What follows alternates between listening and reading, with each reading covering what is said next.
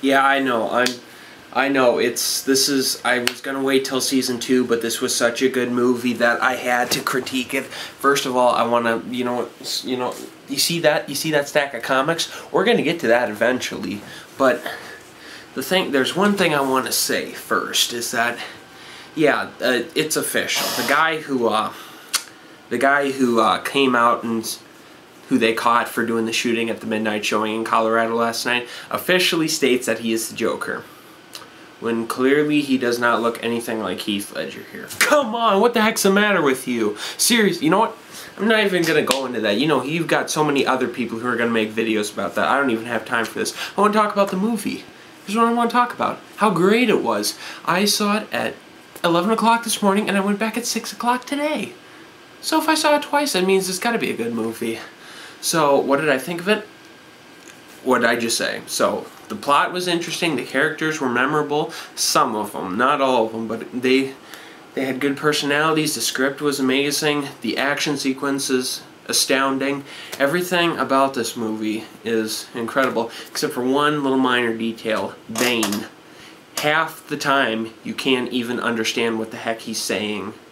I mean, that's the only minor throwback to this, is half the time you don't even know what the heck he's saying. Couldn't they have at least had a better attempt at making his voice? But, you know, it doesn't matter. That's going to get a lot of criticism itself. That's like the nitpick stuff. The people who are looking for stuff to nitpick at, that's one of the things. You mark my words, that's all the reviews that are going to come up later are going to nitpick at his voice. In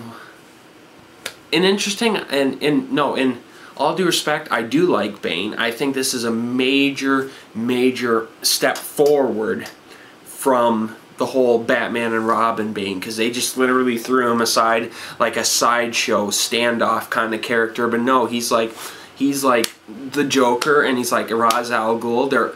If you notice from every single Batman movie, these guys act like terrorists. They put the whole city in jeopardy. Over what reason? None.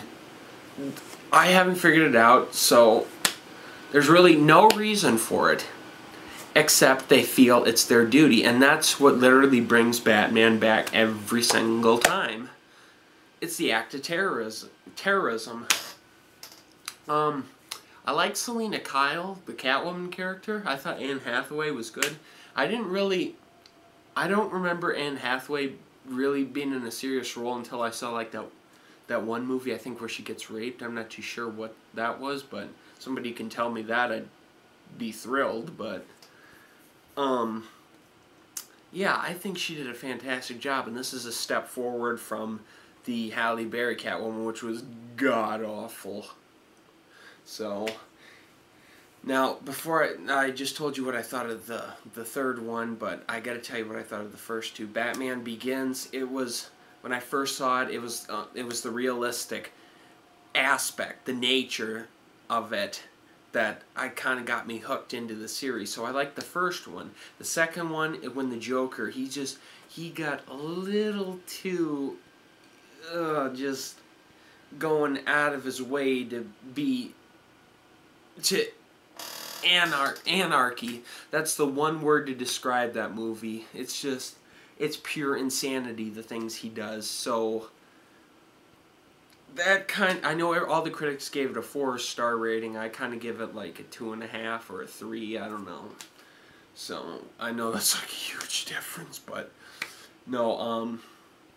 And then this one, Bane was a nice choice.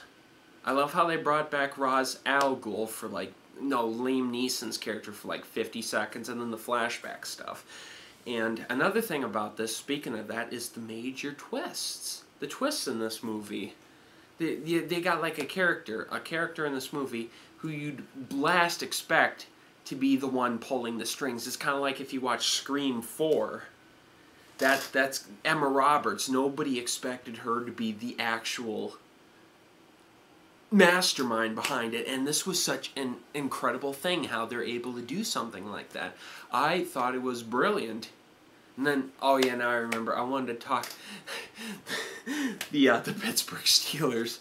No, I didn't even catch that.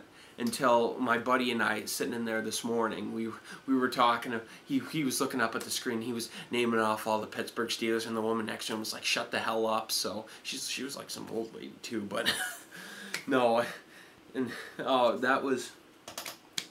I didn't even catch that, and yet it was in the trailer, but I never caught it either.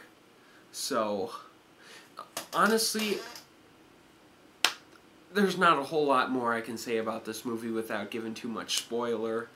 I mean, oh, yeah, there's one other thing I guess I can say, too, is that this movie was based off of 3 different comic books, 3 different things. One was, I think, a miniseries called Nightfall, or whatever it was. I don't remember what it is, but Bane breaks Batman's back. Another one is, it wasn't the game Arkham City, but it was something. I think it might have been a comic book. It might have been Arkham City. I don't know. But it's where all of Arkham Asylum's criminals run the entire city. And then the other thing is, it was either another comic where Bane tests Batman's patience, see how far he can just push this guy and push him. Because when you're watching the first fight scene between Bane and Batman, you're just thinking to yourself, God, how can he beat a guy like this?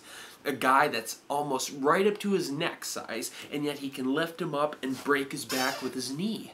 How do you beat a guy like this? And that was mind-blowing that you're able to ask yourself this, because that's a good aspect in filmmaking. That is, if you're able to get the audience to think like that, then you've got it made. And Christopher Nolan sure knows what he's doing, so other than that, I wouldn't go as much as to give it a 4-star rating, maybe a 3.5, but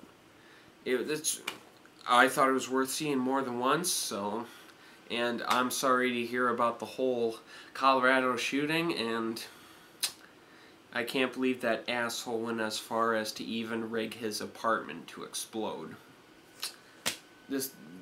You see what you did, Heath Ledger? You see what you did? Your performance produced actual maniacs. Well, you know what?